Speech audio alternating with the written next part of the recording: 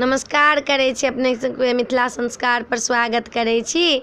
एकटा काग के भेजै छथिन जितवाहन के बजावला माय छथिन, बेटा के माय से कहै छथिन हे काग अहाँ जाउ जितवाहन के कुशल समाचार पूछ के आओ, हमरा बेटा के रक्षा करऽ ला कहियौन हुनका। से एकटा गीत दै छी।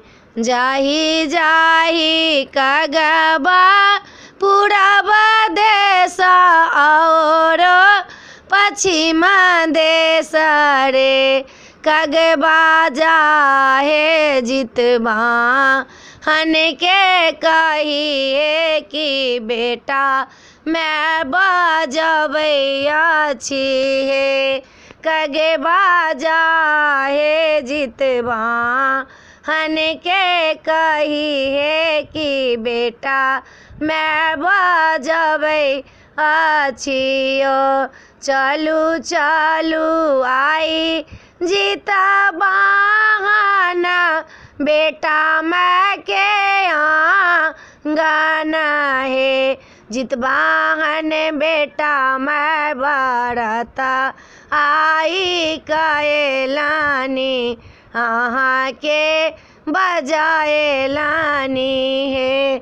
जितवाहन बेटा मैं व्रत आई कएलानी, अहाँ के बजाएलानी हे। आदर कए हम बजाएब, महिमा अहाँ के सुनब हे।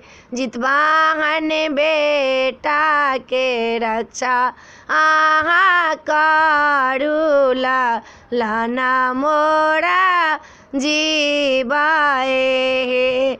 जितवाहन बेटा के रक्षा अहाँ करू लालना मोरा जुग जुग जीवे हे।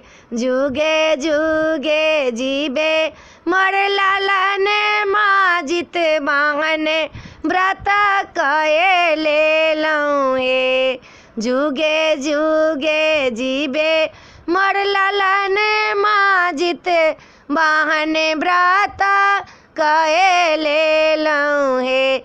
जितवाहन बैसब रस के लालन माँ की रक्षा अहाँ कएलिए। जितवाहन 25 रस के लालन माँ 50,000 और दियौ हे।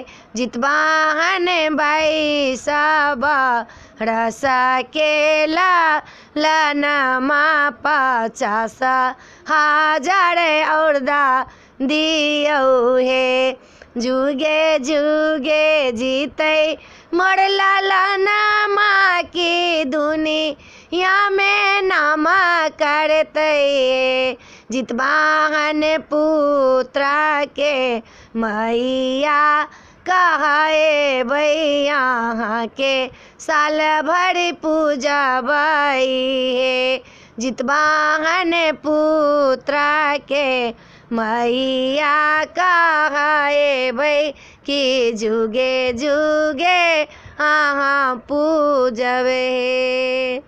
वीडियो में अच्छा ला, अपने सबके गीत नीक लागत तो चैनल के सब्सक्राइब करो नहीं बिसरबे, जरूर सब्सक्राइब करबे, लाइक करबे। जय मिथिला, जय माता जी।